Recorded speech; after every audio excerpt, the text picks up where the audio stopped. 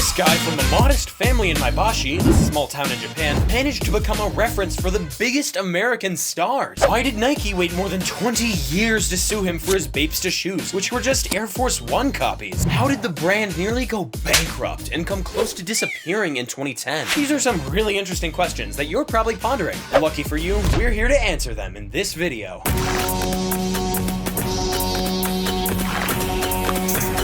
What up? Young Toad. New video. Today, we're delving into the world of US rap, where Bape has been immersed since the 2000s. But before we get there, let's rewind and trace Bape's history from scratch. To understand how Bape became a streetwear classic, you'll have to take a trip back in time and follow the journey of Bape and its founder.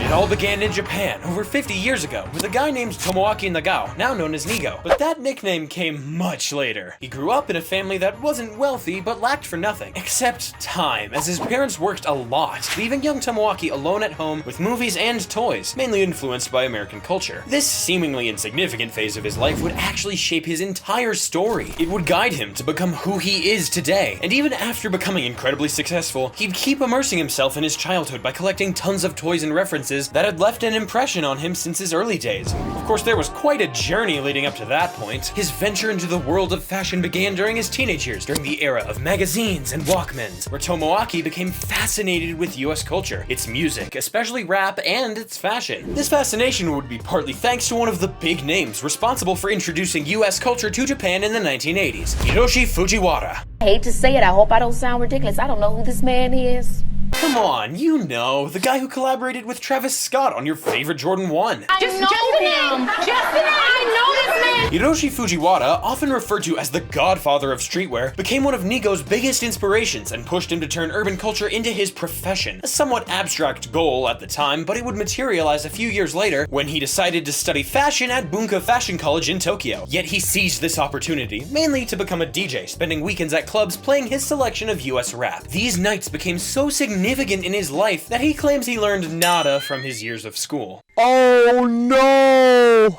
The silver lining was that even if school hadn't given him much, his party lifestyle during his school days made him a local influencer in Tokyo. He made a name for himself, and those who enjoyed hanging out at such hip-hop parties knew Tomoaki for his playlists and his fashion sense, greatly influenced by the American rappers of the time. His minor fame, initially providing DJ opportunities left and right, eventually led to a much bigger dream when Hiroshi Fujiwara himself took notice of him. He offered Tomoaki a role as his personal assistant, working on various projects ranging from Hiroshi Fujiwara's fashion brand, Good Enough, to the Takarajima magazine that Tomoaki used to read as a kid. And it's from this collaboration that Nigo's nickname, meaning second in Japanese, emerged, because he was Hiroshi Fujiwara's assistant, but he also happened to look uncannily like him. Are you twins in real life?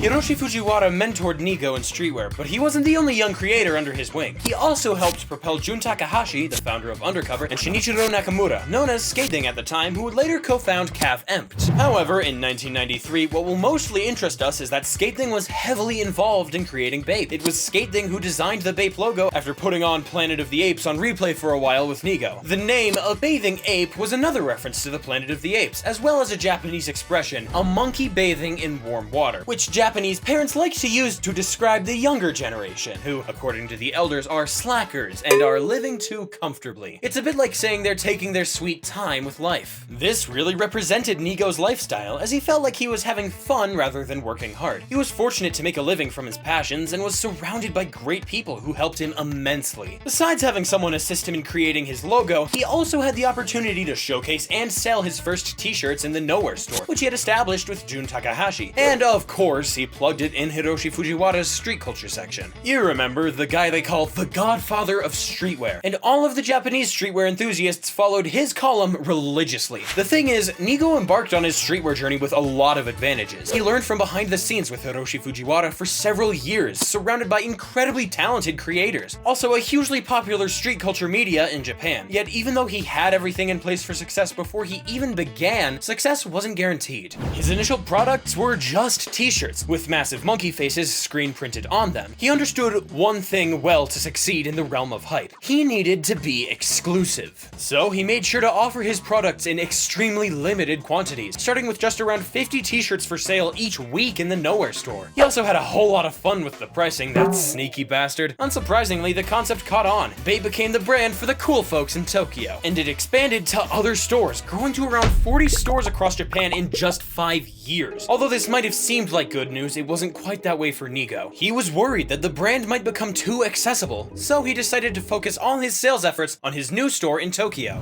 The brand's rise was mainly due to 3 factors: getting known and collaborating with urban scene artists, carefully curating the brand's image and accessibility, and creating new products. The iconic Bape camo and the shark hoodie, designed once again by Skate Thing, entered the scene. The famous Baby Milo that got completely screwed by the fake industry and ended up in a shitload of random places. But the product that really took the brand to the next level was the Bapesta, released in 2002, which quickly became a hit. Not to mention, it was just a straightforward copy of the Air Force One, which had already taken the sneaker world by storm and was prominently featured in rap videos. One of the most remarkable sneaker bootlegs in history, surprisingly, wasn't attacked by Nike, unlike Yums, which was doing the same thing and got slammed by Nike. Various rumors circulated about why Nike didn't take action against Bape at that time. Some spoke of the 7 differences myth that prevented Nike from speaking up. Others mentioned a design over 20 years old that was no longer protected. Some even claimed that Nike secretly bought shares in Bape. The real reason is more or less known today. Probably it was simply because Bape was a Japanese brand, and it might have been more complicated to sue a brand from a different continent. Plus, Bape quickly became popular among big figures in American street culture. Nike probably didn't want to risk its image by going after Bape, especially since at the time, Nike wasn't perceived as cool by the general public as it is today. That's why in 2009, they met for an out-of-court settlement that basically said, "We'll tolerate you as long as you don't step on our turf in the States." In contrast, Bape was at the peak of the hype chain. After Nigo met Pharrell Williams in Japan and they became friends, with Pharrell becoming the brand's biggest ambassador, the connection with Kanye West followed suit. Even though Bape was already making its way into the US and other rappers were wearing it before Pharrell, this connection really pushed the brand's popularity in the United States. In the early 2000s, Bape appeared in the music videos of almost every major rapper of the moment, from Cassidy to Lil Wayne, Chris Brown, Soulja Boy, and many more. Between 2004 and 2008, it was the prime time for both the brand and Nigo, who had surpassed his idol, made a fortune, and become one of the most influential figures in the streetwear world. But unfortunately, business management wasn't necessarily his strong suit. In 2009, the company faced a massive crisis. Nigo tried to do too much, opening multiple stores too quickly and venturing into improbable concepts like hair salons and Bape restaurants. The result, a debt of over $50 million,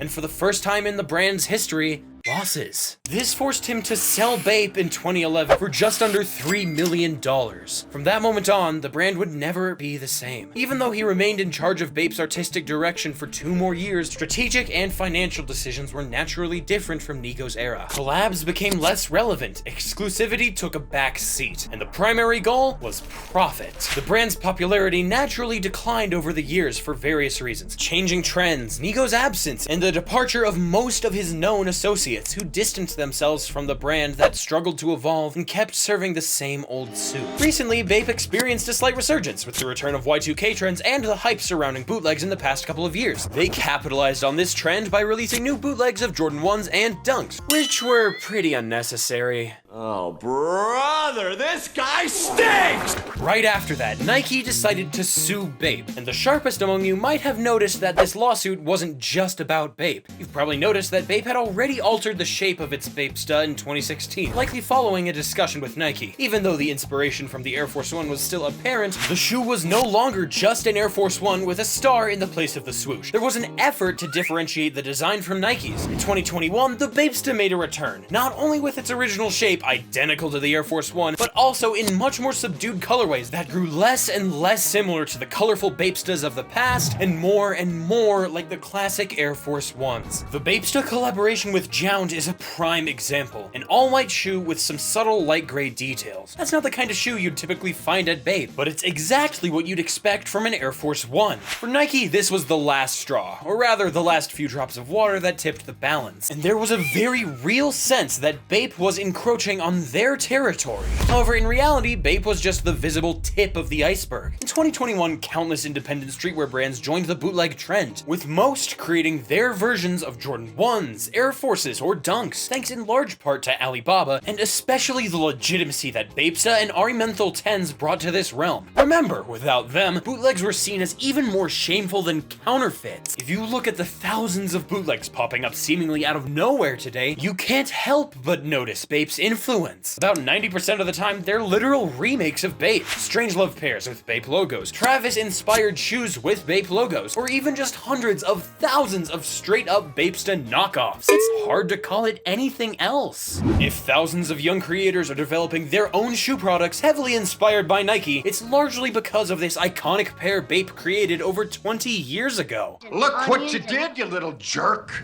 As you might have guessed, this lawsuit against Bape, 20 years too late, isn't just about Bape. Big corporations like Nike analyzed their risks, and a little over a year ago, they expressed concern that customers might switch from Nike to New Balance due to its newer designs. Losing exclusivity, rarity, and hype around their retros is another major risk for Nike, as these are vital products in their lifestyle lineup. As you can imagine, Nike isn't thrilled that tens of thousands of creators are essentially taking their most cherished designs and turning them into their own creations. Nike needs to put a stop to this, and that's why they patented their retro models in 2021. They also filed numerous lawsuits against big bootleg figures like Warren Lotus, Kool Kai, Air Omi, John Geiger, and even smaller players like rapper Lil Nar. But every time they target one person, thousands more spring up out of nowhere, because unfortunately for Nike, bootlegs aren't illegal. This lawsuit against Bape is primarily symbolic. It aims to convey that Nike no longer tolerates bootlegs, and will do everything in its power to stop this trend. The idea is to make people realize that Bape is no longer a role model, and the bootleg scene shouldn't hide behind Bape to justify their actions, claiming bootlegging is part of urban culture and Nike tolerated it for Bape.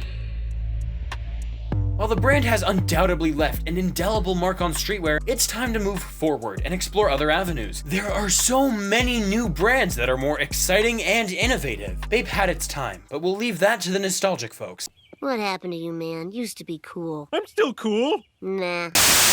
On his side, Nigo hasn't been associated with Bape for almost a decade now. He's been involved in various projects since then, from his collaboration with Pharrell to his role as artistic director at Uniqlo, and more recently, his stint at Kenzo. He even worked with Louis Vuitton in collaboration with Virgil Abloh, who somewhat had a similar journey to Nigo. Both found themselves in the right place at the right time with the right people. So, after learning more about his story, would you consider Nigo a streetwear genius or just a guy who got lucky? That's for y'all to decide in the comments, but personally, I have my opinion. Geek. 2 friends on me, yeah. 2 friends won't fuck, yeah. 2 friends gon' freak. Ain't no losing, don't need 2 cents, shut up. I put 2 lines in my cup. I need 2 more to get stuck. I keep 2 sticks like a crutch.